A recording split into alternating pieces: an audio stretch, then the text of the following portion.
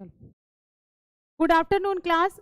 आइए देखते हैं हम लोग आपका जो यूपी का आपका एक पेपर निरस्त हो गया था, वो पेपर आपका जब आगे होगा तो उसी को ध्यान में रखते हुए कुछ क्वेश्चंस हैं जो हम यहाँ पर देखेंगे और ये सीरीज आपकी अब लगातार चलेगी, ठीक है। और जिसमें आपकी जो पहली सीरीज है वो हमने ली है किसमें, हिंदी साहित्य का, हिंदी आपके सामान्य परिचय से कुछ क्वेश्चन है जो प्राय आपके सभी पेपरों में पूछे जाते हैं, ठीक है। और उसी से रिलेटेड आज हम लोग कुछ प्रश्न करेंगे, फिर क्रमशः इसी क्रम में देखते हुए चलेंगे। तो सबसे पहला प्रश्न जो आपका है वो है, हिंदी को राजभाषा के रूप में स्वीकार करने वाला देश का पहला राज्य कौन सा बना। हाँ, तो विकल्प हमारा क्या जाएगा, उत्तर प्रदेश, बिहार, मध्य प्रदेश और हरियाणा। तो राइट आंसर क्या जाएगा इसमें से, हाँ बिल्कुल क्या जाएगा, बिहार। ये क्वेश्चन अक्सर पूछा गया और जो लोग बीपीएससी की तैयारी कर रहे होंगे वो ये चीज ध्यान में रखिएगा कि ये क्वेश्चन वहां पे हाईलाइट हो सकता है, जीएस में भी हो सकता है, क्योंकि बिहार का ही पेपर है और चूंकि हिंदी को मान्यता देने वाला जो आपका पहला राज्य बना वो भी कौन सा है बच्चों, बिहार है। तो B is the right answer. चलिए अगले क्वेश्चन की तरफ बढ़ते हैं बच्चों। अगला क्वेश्चन है हमारा यहाँ पर, हिंदी किस लिपि में लिखी जाती है, ठीक है। ये काफी आपका सरल क्वेश्चन है लेकिन इसमें कुछ चीजों को हम और देखेंगे। हिंदी किस लिपि में लिखी जाती है, ब्राह्मी में, देवनागरी में, रोमन में या फिर दक्षिण में, किस लिपि में आपकी जो हिंदी है वो लिखी जाती है। तो हम क्या कहेंगे, हाँ बिल्कुल हमारा विकल्प जो है वो यहाँ पे क्या जाएगा, देवनागरी जाएगा। क्या जाएगा, देवनागरी। और देवनागरी से एक प्रश्न बच्चों और आपको याद रखना है, कभी कभी हमारे पेपर में पूछ देता है कि देवनागरी का क्रम कौन सा है ना। तो हमने पढ़ाया है देवनागरी का क्रम कौन सा है, तो शुरुआत बच्चों कहाँ से होती है, ब्राह्मी से। ब्राह्मी के बाद में कौन सी लिपि आती है, गुप्त लिपि, और गुप्त लिपि के बाद में कौन सी आती है, नागरी, और नागरी से बनती है कौन सी, देवनागरी, ठीक है। तो ये भी आपको याद रखना है, कभी कभी पूछ देता है कि देवनागरी लिपि की विकास यात्रा बताएं या विकास का क्रम बताएं, तो फिर हम क्या कहेंगे, ब्राह्मी, गुप्त, नागरी और देवनागरी का विकास, नागरी से नागरी का विकास, गुप्त से, और गुप्त से ब्राह्मी का, ठीक है। तो इस तरीके से B is the right answer. अगले प्रश्न की तरफ बढ़ेंगे बच्चों। अगला प्रश्न है हमारा, हिंदी को राजभाषा का दर्जा किस वर्ष मिला, ठीक है। ये भी मैंने आपको पढ़ाया है, हिंदी को राजभाषा का दर्जा किस वर्ष मिला। तो विकल्प है 1951, आराम से उत्तर दीजिएगा नहीं तो प्रश्न गलत, उत्तर गलत हो जाएगा। फिर उसके बाद है 1900, फिर है 1950 और फिर है 1954, ठीक है। तो यहाँ पे आपको बताना हिंदी को राजभाषा का दर्जा किस वर्ष दिया गया था, बताओ। देखो वैसे तो इसका जो उत्तर जाएगा वो 1949 जाएगा, मैंने जानबूझ के इस क्वेश्चन को लिया है, ठीक है। लेकिन कभी कभी आपका 1949 विकल्प में नहीं होता है, क्योंकि जब हमारा संविधान लागू हुआ था वो कब हुआ था, 1950 को हुआ था। तो कभी कभी हमारे पेपर में ऐसा प्रश्न आ जाता है। तो वैसे तो अगर पूछा जाए तो दर्जा कब मिला, 1949 को, लेकिन जब 49 नहीं है तो फिर हम क्या कहेंगे, 50 कहें। अब यहाँ एक साथ प्रश्न और देखते हैं, हमसे पूछा जाएगा कि हिंदी को राजभाषा का दर्जा 1900 वैसे 49 को मिला, विकल्प में 1950 है तो 50 को लेंगे। लेकिन अगर ये पूछा जाएगा कि इसकी कौन सी डेट थी, तो डेट कौन सी थी, 14 सितंबर थी। कौन सी थी, 14 सितंबर 1949 को लिया गया था। चूंकि संविधान 50 को लागू किया गया इसलिए कभी कभी प्रश्न जो है वो 1950 करके भी पेपर में पूछ देता है। लेकिन एक प्रश्न बच्चों यहाँ पे और आपका आता है और वो ये आता है कि 14 सितंबर को ही हम किस रूप में मनाते हैं, हिंदी दिवस के रूप में मनाते हैं। किसके रूप में मनाते हैं, हिंदी दिवस के रूप में मनाते हैं। तो कभी कभी हमसे ये पूछ दिया जाता है कि हिंदी दिवस के रूप में मनाना कब से प्रारंभ हुआ, ठीक है। तो अगर मनाना पूछा जाएगा तो फिर कहेंगे 1953। क्या कहेंगे, 1953 कहेंगे। तो यहाँ का जो हमारा विकल्प है वो क्या जाएगा, सी, सी इज द राइट आंसर। अगले प्रश्न की तरफ बढ़ेंगे और अगला प्रश्न हमारा कौन सा है, हिंदी शब्द जो है वो किस भाषा का है, ठीक है। बहुत ज्यादा पेपर में पूछा जाने वाला प्रश्न और सबसे सरल प्रश्न, ठीक है। तो हिंदी किस भाषा का शब्द, तो हम सबको पता है हिंदी शब्द जो है वो किस भाषा का है, फारसी। क्योंकि जो आपका फारस व्याकरण था उसमें पहली बार हमें हिंद नाम का शब्द प्राप्त हुआ था और उसी में जब ई प्रत्यय लगा तो हमारा शब्द क्या बना, हिंदी बना। तो राइट आंसर बच्चों क्या आ जाएगा, ए चला जाएगा फारसी। अगले प्रश्न की तरफ बच्चों बढ़ते हैं। अगला प्रश्न है हमारा हाँ, अगला प्रश्न है हमारा, हिंदी साहित्य सम्मेलन के दौरान किसने हिंदी को राष्ट्रभाषा के रूप में प्रस्तावित किया था, या किसने इसकी सिफारिश की थी कि जो हिंदी है उसको राष्ट्रभाषा बनाया जाए? तो विकल्प है हमारे पास में जवाहरलाल नेहरू, महात्मा गांधी, पिंगली वेंकैया और रविंद्रनाथ टैगोर। तो आपको क्या लग रहा है किसमें क्या होना चाहिए? सोच के बताओ, बताओ बच्चों क्या जाएगा? हैं? Mahatma Gandhi, B is the right answer. और ये प्रश्न अक्सर पेपर में पूछा जाता है, ठीक है।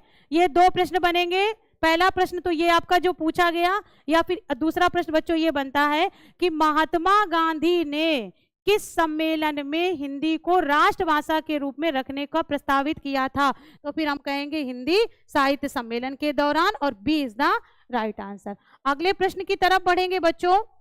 अगला प्रश्न है हमारा प्रश्न संख्या 6, ठीक है। ये है हमारा कि निम्नलिखित में से कौन सी विश्व की सर्वाधिक बोले जाने वाली भाषा है? ठीक है, सर्वाधिक बोली जाने वाली भाषा है विश्व की। अभी मैंने उस दिन इस चीज को बताया था।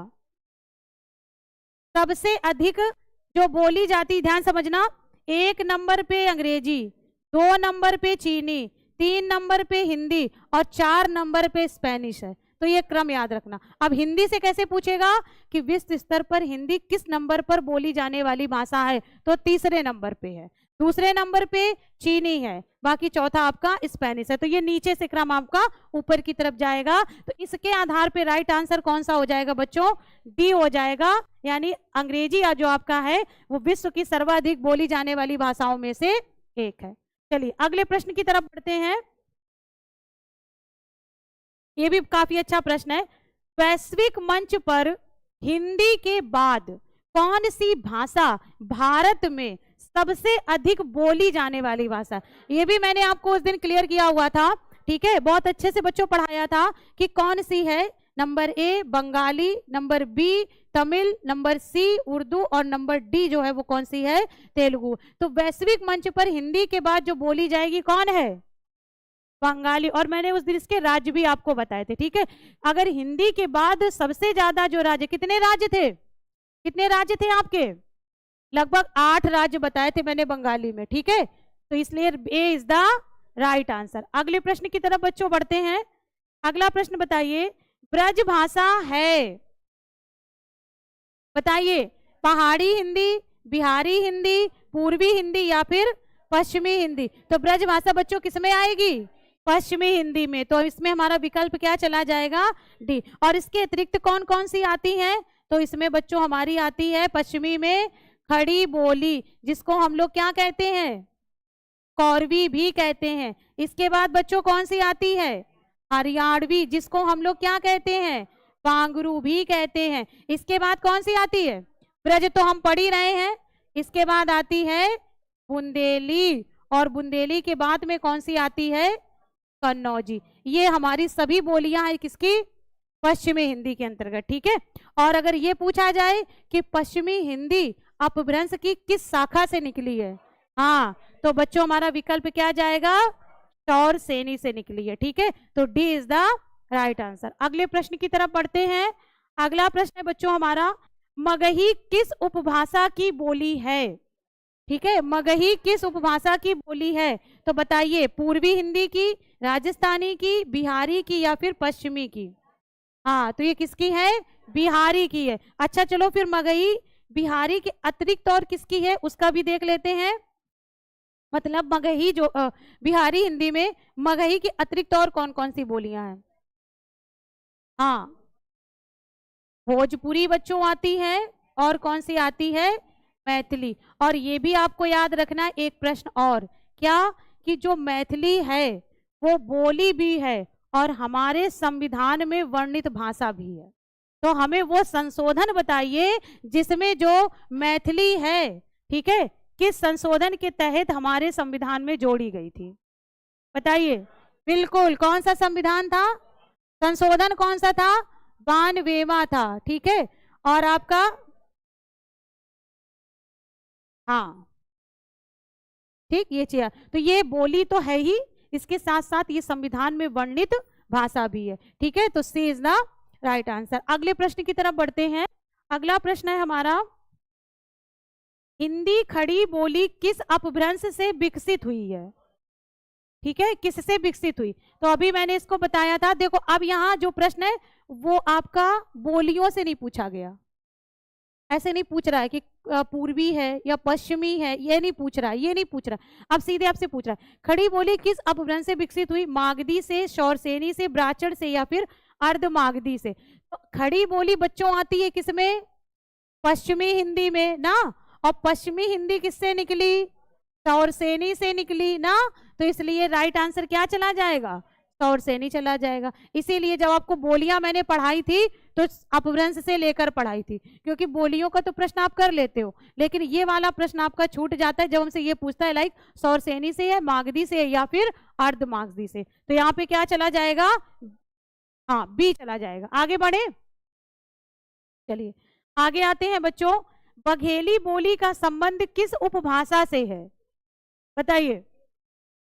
विकल्प ए पूर्वी, विकल्प बी पश्चिमी, विकल्प सी बिहारी, और विकल्प डी राजस्थानी। तो जो बघेली है वो किससे आएगी? पूर्वी हिंदी से, यानी ए इज द राइट आंसर। तो ये भी हम पढ़ लेते हैं कि पूर्वी हिंदी में बघेली के अतिरिक्त और कौन कौन सी बोलियां हैं। ठीक है, तो बच्चों बताइए। हाँ, इसमें हमारी अवधी भी आती है और छत्तीसगढ़ी भी आती है। ठीक है, और ये बार बार पेपर में पूछा जाता है, याद रखना। तो पूर्वी हिंदी में बघेली आएगी, अवधी आएगी और छत्तीसगढ़ी आएगी। तो यहाँ जो विकल्प है वो क्या जाएगा? आगे बढ़ते हैं अगले प्रश्न की तरफ। भारतीय संविधान की 8वीं अनुसूची में शामिल भाषाओं की संख्या है। ठीक, तो हमें सबको पता है कि कितनी संख्या है? 22 है। और इसमें कौन सम्मिलित नहीं है? तो अंग्रेजी सम्मिलित नहीं है। ठीक है, कौन सम्मिलित नहीं है? अंग्रेजी। और इसके साथ साथ में ये भी याद रखना है कि भारतीय संविधान की अनुसूची तो 8वीं थी, लेकिन भाग कौन सा था? हाँ, भाग कौन सा था? 17। तो पेपर में पूछेगा कि किस भाग में भाषा संबंधी जिक्र है? 17 में। किस अनुसूची में है? 8वीं में। और किस अनुच्छेद में है? पूरा कहेंगे 343 से 351 जो हमारा आर्टिकल है, इसमें किसका वर्णन है? भाषा संबंधी। ठीक, बढ़े आगे, चलिए आगे देखते हैं। अगला है हमारा 13 नंबर क्वेश्चन। कहता है हिंदी की आदि जननी कौन है? अपभ्रंश, संस्कृत, प्राकृत, या फिर पाली? तो हम सब जानते हैं कि जब भी आदि जननी की बात आएगी तो बस एक ही भाषा आएगी, और वो है कौन? संस्कृत। तो एक बार इसका क्रम भी देख लेते हैं। संस्कृत से परिवर्तन किसमें हुआ? पाली में। पाली से परिवर्तन किसमें हुआ? प्राकृत में। और प्राकृत से परिवर्तन किसमें हुआ? सॉरी, अपभ्रंश में। ठीक है, अपभ्रंश में। और अपभ्रंश से परिवर्तन फिर हुआ किसमें? हिंदी में। ठीक है, तो ये हमें ध्यान में रखना है। आगे बढ़ते हैं अगले प्रश्न की तरफ। प्रश्न संख्या 14 कहते हैं निम्नलिखित में से कौन भारोपी परिवार की भाषा नहीं? ये अभी मैंने आपको नहीं पढ़ा है, देख लेते हैं। निम्नलिखित में से कौन भारोपी परिवार की भाषा नहीं है? ठीक है, तो देखो भारोपी परिवार में हिंदी है, गुजराती है, मराठी भी है, लेकिन मलयालम नहीं है। ठीक है, तो एक थोड़ी सी चीज यहाँ पे समझ लेते, इसको नोट भी कर लीजिएगा बच्चों। हमारे यहाँ पे भाषा परिवार बांटा गया, भाषा के आधार पे वर्गीकरण किया गया। ठीक, वर्गी भारत में जो भाषाएं बोली जाती हैं उनका वर्गीकरण किया गया। कितने भागों में? 4 भागों में। जिसमें हमारा सबसे पहले कौन सा परिवार आया? भारोपीय भाषा परिवार। ठीक, कौन सा आया? भारोपीय भाषा परिवार। इसके बाद में दूसरा कौन सा आया? द्रविड़ परिवार। ठीक है बच्चों, इसके बाद आया तीसरा ऑस्ट्रिक। ठीक है, और इसके बाद चौथा आया हमारा चीनी और तिब्बती। ये प्रश्न बच्चों लिख लेना, पेपर में पूछता है। ठीक है। भारत में भाषा परिवार को कितने भागों में बांटा गया? 4 भागों में बांटा गया। भारोपी, द्रविड़ भाषा परिवार, आष्ट्रिक भाषा परिवार और तिब्बती। भारत में जो भी भाषाएं बोली जाती हैं, ठीक है, इनका जैसे हम लोगों मनुष्यों का एक परिवार होता है, सपोज दैट मान लीजिए कोई 4 भाई हैं, एक ही परिवार से अगर जुड़े हुए हैं, वो एक लखनऊ में, एक कानपुर में है, एक उन्नाव में है, तो उन सबके अंदर जो भी मतलब लक्षण होंगे वो तो एक ही परिवार जैसे होंगे, भले ही वो अलग रह रहे हैं। उसी तरीके से भारत में ये देखा गया कि जो जो बोलियां या भाषाएं आपकी प्रयोग होती हैं, ठीक है, तो कौन कौन सी एक दूसरे से मिल रही है, ठीक है, तो उसके आधार पे एक परिवार बनाया गया। तो लगभग ये मान के चलो अगर 100% भाषा बोली जाती है तो इसमें लगभग 73% जो है वो किसमें आता है? और द्रविड़ में कितना है? 25%। कितना है? 25%। और ऑस्ट्रिक में 1%। और इसमें 0.5, यहाँ कहीं 5 है कहीं 7 है, लगभग आपका वैसे 7 ज्यादा माना जाता है, 0.7%। ठीक है, अब यहाँ कंसंट्रेट कर लेना कि ये जो द्रविड़ है, यहाँ देखो जो प्रश्न बना उससे बता दे। द्रविड़ जो है, द्रविड़ शैली कहाँ पाई जाती है? साउथ में पाई जाती है। तो जो साउथ की भाषाएं हैं वो भारोपी में नहीं आएंगी, तो आपसे कन्नड़ पूछ दे नहीं आएगी, मलयालम पूछ दे नहीं आएगी, ठीक है, और यही आपसे तमिल पूछ दे नहीं आएगी, ठीक है, ये तेलुगु पूछ दे नहीं आएगी, तो वो सब नहीं है। बाकी सारी जो है वो किसमें आती हैं? क्योंकि सबसे बड़ा परिवार तो भाषा इसका ही है, किसका? भारोपी का है। तो यहाँ जो विकल्प है वो क्या है? मलयालम। अगले प्रश्न की तरफ बढ़ते हैं बच्चों। अगला प्रश्न है, विकास की दृष्टि से प्राकृत की पूर्वकालीन अवस्था बताओ। प्राकृत की पूर्वकालीन, अवट है, हिंदी है, पाली है या प्राकृत है? तो हम सबको पता है प्राकृत की पूर्वकालीन यानी प्राकृत से पहले। अभी पीछे बताया था ना, क्या हमने देखा था कि संस्कृत ना, फिर पाली, फिर प्राकृत, फिर अपभ्रंश और फिर बच्चों हिंदी। ठीक, तो हमसे किससे पूछा? प्राकृत से पूर्वकालीन, तो पाली। अब जैसे पूछते पाली से पूर्वकालीन, अपभ्रंश से पूर्वकालीन, तो फिर प्राकृत कहेंगे, और हिंदी से पूर्वकालीन तो फिर अपभ्रंश कहेंगे। तो यहाँ हमारा जो आंसर है सी चला जाएगा। ठीक, आगे बढ़ते अगले प्रश्न की तरफ। पश्चिम हिंदी की 2 बोलियों का सही युग्म बताइए। ठीक, तो पहले देखते हैं, खड़ी बोली और बुंदेली, कन्नौजी और अवधी, छत्तीसगढ़ी, बांगरू, ब्रज और बघेली। देखो ध्यान से समझना, ब्रज तो पश्चिमी है लेकिन ये पूर्वी है, तो दोनों का पूछा यानी ये नहीं है। छत्तीसगढ़ी पूर्वी है, ये तो पश्चिमी है, और हमसे दोनों का पूछा गया, तो ये भी विकल्प नहीं होगा। कन्नौजी तो पश्चिमी है लेकिन अवधी पूर्वी है, तो ये भी विकल्प नहीं होगा। तो राइट आंसर क्या चला जाएगा? क्योंकि अभी पीछे बताया था खड़ी बोली, बुंदेली, कन्नौजी, हरियाणवी और ब्रज, ठीक है, ये हमारी आती है, तो इसमें हमारा विकल्प क्या चला जाएगा? ये चला जाएगा। आगे आते अगले प्रश्न की तरफ। अगला प्रश्न क्या है? ये भी देखो, भी पीछे आपको रिवीजन कराया है। देवनागरी लिपि का सही विकास क्रम, तो जरा देखो कि कौन सा है। हाँ बिल्कुल, ऐसे भी ये विकल्प नहीं है। देखो अगर ध्यान से देखें, क्योंकि शुरुआत नागरी से हुई है, सॉरी ब्राह्मी से हुई, ना तो यहाँ है, ना तो यहाँ है, ना तो यहाँ है। ब्राह्मी से गुप्त, गुप्त से नागरी और नागरी से देवनागरी, तो राइट आंसर क्या चला जाएगा? ए चला जाएगा। आगे आते अगले प्रश्न की तरफ। भाषा की सबसे छोटी इकाई क्या? ये भी मैं पढ़ा चुकी हूँ। बिल्कुल, भाषा की सबसे छोटी इकाई बच्चों वर्ण, और भाषा की सबसे छोटी सार्थक इकाई पूछे तो शब्द कहेंगे, तो इसके अकॉर्डिंग आंसर हमारा क्या चला जाएगा? सी चला जाएगा। की तरफ आते हैं। अगला प्रश्न है हमारा, भाषा शब्द संस्कृत के किस शब्द से उत्पन्न हुआ? तो बताइए, भास से, भास से, भास से या भास से? सबको पता है इसका अर्थ क्या है? प्रकट करना। और भाषा का अर्थ क्या होता है? विचारों को प्रकट करना। तो यहाँ पे B is the right answer. अगले प्रश्न की तरफ आते हैं। प्रश्न संख्या है 20। कहता है कि ये भी याद करना, लिखना कि कितने क्वेश्चन गलत हो रहे हैं, ठीक है, जो सिर्फ देखने में मजा आ रहा है बस, ठीक है। किसी भाषा के लिखने का जो ढंग है वो क्या कहलाता है? ठीक है, वर्ण, शब्द, वाक्य या लिपि? तो बच्चों लिखने का ढंग लिपि कहलाता है, ठीक है। तो यहाँ पे जो डी है वो क्या हो जाएगा? हाँ, आगे बढ़ते हैं। हिंदी भाषा का प्रारंभ कब से माना जाता है? 1500 से, 1000 से, 700 से, 1800? तो हम सभी जानते हैं, मैंने आपको ये भी पढ़ाया है, ठीक है। यहाँ पे हमने आपको पढ़ाया था ना, याद करो। 1500 से 500 ईस्वी पूर्व, ये आपका संस्कृत है ना, और 500 से 1 ईस्वी ये आपका क्या है? पाली है। और 1 से 500 ईस्वी ये आपका प्राकृत है। और 500 से 1000 ये अपभ्रंश है, तो अपभ्रंश है। और इसके बाद हिंदी है, तो इसमें हमारा विकल्प क्या जाना चाहिए?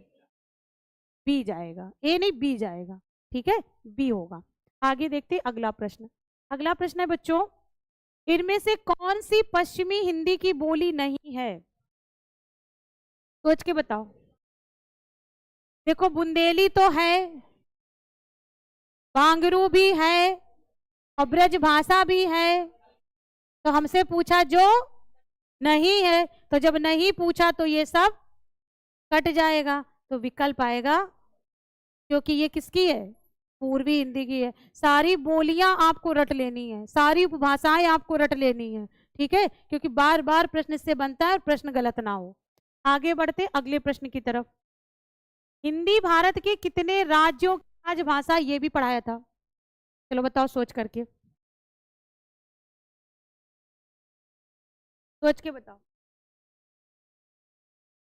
10, 12, 8, 23?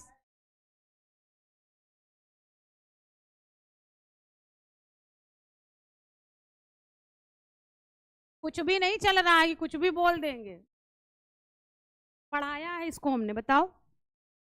तो हमने आपको बताया ना 10 की है, एक बार देख लेते हैं। देखो, यूपी ना, उत्तराखंड, ठीक है, एमपी, छत्तीसगढ़, ठीक है, हाँ बिल्कुल। इसके बाद में बिहार, बिहार और झारखंड, ठीक। यूपी से आगे बढ़ते हैं तो दिल्ली, दिल्ली से आगे बढ़ते हैं तो हरियाणा, एमपी से आगे बढ़ते हैं राजस्थान, ठीक। कितने हो गए? 1, 2, 3, 4, 5, 6, 7, 8, 9, कौन सा बचा? हाँ, और उत्तराखंड से आगे बढ़ते हैं तो हिमाचल प्रदेश, यानी आपका एचपी, ठीक। ये हमारे 10 राज्य जो हैं वो हिंदी भाषी हैं। और ध्यान रखना, इसमें से एक जो है वो हमारा यूनियन टेरिटरी है, मीन्स, हाँ ठीक है, ये केंद्र शासित प्रदेश है। तो कभी कभी ऐसा भी प्रश्न बनते हैं कितने राज्य और कितने केंद्र शासित प्रदेश, ठीक है। तो 9 राज्य होंगे और एक उसमें क्या होगा? केंद्र शासित प्रदेश होगा, इसलिए हम, ठीक है। आगे बढ़े, आगे हमारे पास है अगला, मानक हिंदी का विकास किस बोली से हुआ है? ये भी, हाँ उर्दू से तो हुआ है, ठीक है। मानक हिंदी का विकास किससे हुआ? अवधी से, ब्रजभाषा से, उर्दू से, या फिर खड़ी बोली से?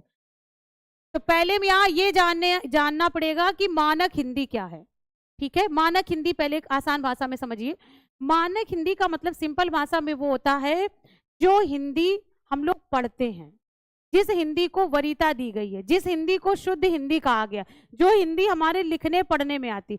जैसे बहुत सारी चीजें हैं जो अब आपकी विलुप्त हो चुकी। जैसे एक उदाहरण देते हैं, हमने देखा कि पहले आपका जो आ हुआ करता था वो समथिंग ऐसे करके कुछ बनता था, थोड़ा सा इस तरीके से।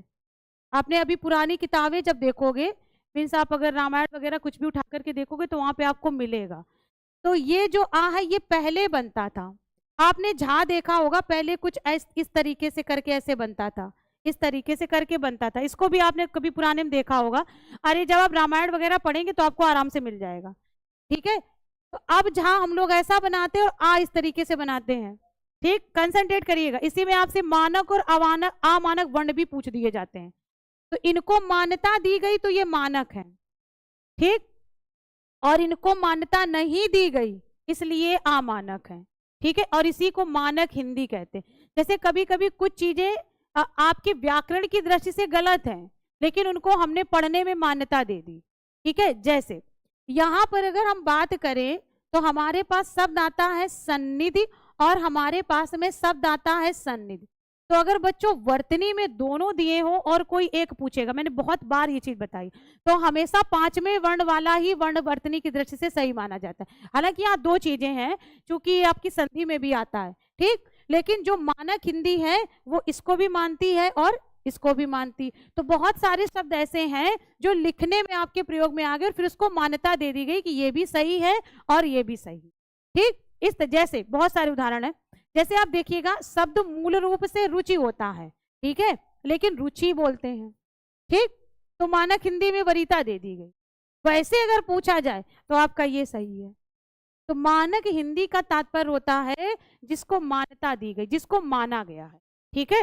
अब यहाँ पे प्रश्न क्या है कि मानक हिंदी का विकास किस बोली से हुआ है, ठीक, तो बच्चों खड़ी बोली से, उर्दू से नहीं हुआ है, ठीक है।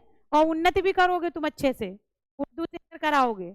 आगे आते हैं, हिंदी की उपभाषाओं की संख्या है, सबको पता है कितनी, 5। एक बार देख लेते हैं कौन कौन सी। तो बच्चों पश्चिमी हिंदी है, पूर्वी हिंदी है, राजस्थानी है, पहाड़ी है और बिहारी है। ये 5 हमारी उपभाषाएं हैं और इन 5 उपभाषाओं के अंतर्गत फिर हमारी 18 बोलियां हैं, ठीक है, जिसको मैंने आपको पढ़ाया है। कितनी उपभाषाएं हैं, 5, और 5 के बाद कितनी बोलियां हैं, 18। कौन कौन, पश्चिमी, पूर्वी, राजस्थानी, पहाड़ी और बिहारी, ये हमारी बोली उपभाषाएं। आगे बढ़ते हैं, अगला प्रश्न है, कहता है कि इनमें से कौन सी बोली पूर्वी हिंदी की नहीं है। कभी बहुत इसको पढ़ के आए हैं, बताओ। देखो, अवधी है, बघेली भी है, छत्तीसगढ़ी भी है, तो क्या नहीं है, और बिहारी वैसे भी नहीं होगा। क्यों, क्योंकि बिहारी जो है वो आपकी उपभाषा है, बोली है ही नहीं, तो ऐसे भी नहीं होगा। दो तरीके से समझ सकते हैं, ठीक है। तो अब यहाँ से ये भी क्लियर हो गया, पूर्वी हिंदी में कौन कौन सी बोलियां हैं, तो अवधी है, बघेली है और छत्तीसगढ़ी, लेकिन यहाँ नहीं पूछा है, तो राइट आंसर हो जाएगा। आगे बढ़ते हैं अगले प्रश्न की तरफ। कहते हैं निम्नलिखित में से कौन द्रविड़ परिवार की भाषा है। अभी पीछे पढ़ा के आए थे, अब वहां पूछा था नहीं है और यहाँ पूछा है, तो सीधी सी बात है कौन हो जाएगा, कन्नड़ हो जाएगा। बिल्कुल साउथ में जाएंगे नीचे, ठीक है, तो वहां पे आपका कन्नड़, मलयालम, ये सब आपकी द्रविड़ परिवार में आ जाती हैं, तो इसलिए सी इज द राइट आंसर। अगले प्रश्न की तरफ बढ़ते हैं बच्चों। ब्रज भाषा किस अपभ्रंश से विकसित हुई है, फिर उसी तरीके से प्रश्न है, तो बताओ, सौरसेनी, पैसाची, मागधी या फिर अर्धमांग।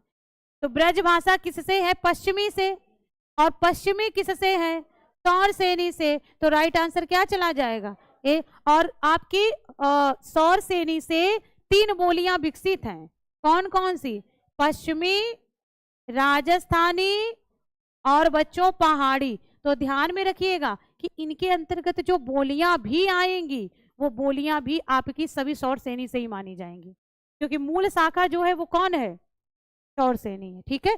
आगे बढ़ते हैं, आगे है हमारे पास में भाषाई आधार पर सर्वप्रथम, ये तो जीएस में भी प्रश्न बहुत आता है, ठीक है, सब जानते हो।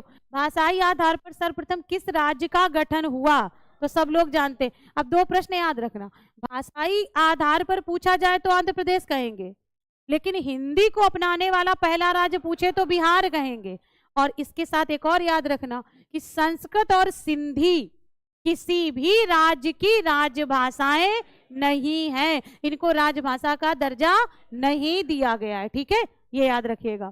तो ये भी ऐसा भी प्रश्न बना सकता है, हमारी 22 भाषाओं में कौन सी ऐसी भाषाएं जिनको राजभाषा का दर्जा नहीं मिला है, तो संस्कृत और सिंधी को नहीं मिला है।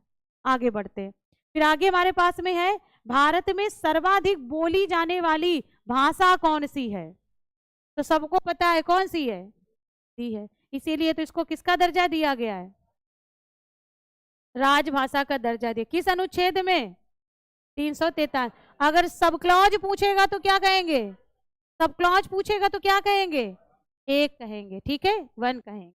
आगे बढ़ते हैं, अभी है कुछ आगे, हाँ है। इनमें से कौन सी भाषा देवनागरी लिपि में लिखी जाती है, एक ये भी बताइए, बताओ, गुजराती, मराठी, उड़िया या फिर सिंधी, कौन सी लिखी जाती, बताओ। कहाँ गुजराती लिख जा रही है, देवनागरी में, पक्का? चलो अच्छा मान लिया। आप लोग बताओ। मराठी है बच्चा, मराठी लिखी जाती है देवनागरी में, ठीक है। और इसके साथ साथ याद रख लीजिएगा, हिंदी तो सब लोग जानते हैं, संस्कृत सब लोग जानते हैं देवनागरी में लिखी जाती है। इसके अतिरिक्त दो और लिखी जाती हैं, एक मराठी और एक नेपाली लिखी जाती है, ठीक है। इनकी जो लिपि है वो प्राय आपकी देवनागरी होती है, याद रखिएगा, ठीक है। मैंने पढ़ाया भी है आपको, मैंने पढ़ाया है इसको। हिंदी भाषा का जन्म किससे हुआ है, ठीक है, तो बताइए। सबको आता है, पाली से, पाली प्राकृत से, वैदिक संस्कृत से, अपभ्रंश से, या फिर लौकिक संस्कृत से। ऐसे प्रश्नों में हमेशा एक चीज याद रखना, जब कभी भी कोई यात्रा वाले प्रश्न होते तो हमेशा निकटतम उत्तर देते हैं। जैसे कभी भी इसका उत्तर संस्कृत नहीं होगा। संस्कृत कब होगा? जब ये पूछेगा कि हिंदी की मूल भाषा, तो फिर संस्कृत कहेंगे, ठीक है। और जब कभी भी जन्म की बात होगी तो हम किस पे जाएंगे? अपभ्रंश पे जाएंगे, ठीक है। ये क्योंकि हिंदी का अपभ्रंश से, अपभ्रंश का प्राकृत से, प्राकृत का पाली से, और पाली का संस्कृत से हुआ है। संस्कृत मत बोला करो भाई, संस्कृत होता है। और यही जब बोलना सही नहीं आएगा तो यही वर्तनी फिर पेपर में गलत करते हो, और वहां पे आपकी सुविधा के लिए लिख भी देगा, ठीक है। ऐसे भी संस्कृत लिख देगा और ऐसे भी संस्कृत लिख देगा। तो जब बोलोगे संस्कृत तो सही भी तो संस्कृत ही करोगे ना। समझ में आ रहा है? भाषा केवल लिखने में नहीं है, भाषा बोलने में भी है। तो कोशिश हम यही करें कि जिन शब्दों को हम सही पढ़ लिए उनको सही रखें, ठीक है। तो यहाँ हमारा कौन सा हो जाता है? अपभ्रंश, ठीक है। और यहाँ से काम खत्म। अब हमें जरा बताओ कितने क्वेश्चन गलत हुए हैं। ये किसी ने ध्यान ही नहीं दिया है, मजा आ रहा था तो कोई ध्यान ही नहीं दिया गया है, हैं? 3 क्वेश्चन गलत हुए, लगभग चीजें उसमें आपकी पड़ी हुई थी, ज्यादा नहीं हुआ होगा, ठीक है। अब बच्चों अगला जो हम आप मतलब अगली क्लास लेंगे तो आई थिंक अगले वीक में ही होगी, तो उसमें जब आपकी क्लास लेंगे तो अभी आपका जो थोड़ा सा पार्ट बचा हुआ है उसको कंप्लीट कराएंगे, और फिर आपका एक टेस्ट वर्णमाला कराएंगे। लेकिन उसमें अब संख्या ज्यादा होगी, क्योंकि वर्णमाला में आपके प्रश्न काफी सारे बनते हैं, ठीक है। तो फिर उसका लेंगे, लेकिन अभी तो पहले पढ़ाएंगे। बट अगली क्लास में आप लोग पढ़ के आएंगे, जो चीजें मैंने आपको पढ़ाई है वो सारी चीजें पहले हम आपसे ओरली पूछेंगे। क्लियर है ना? ठीक है, तो कंप्लीट कर लेना। जय हिंद।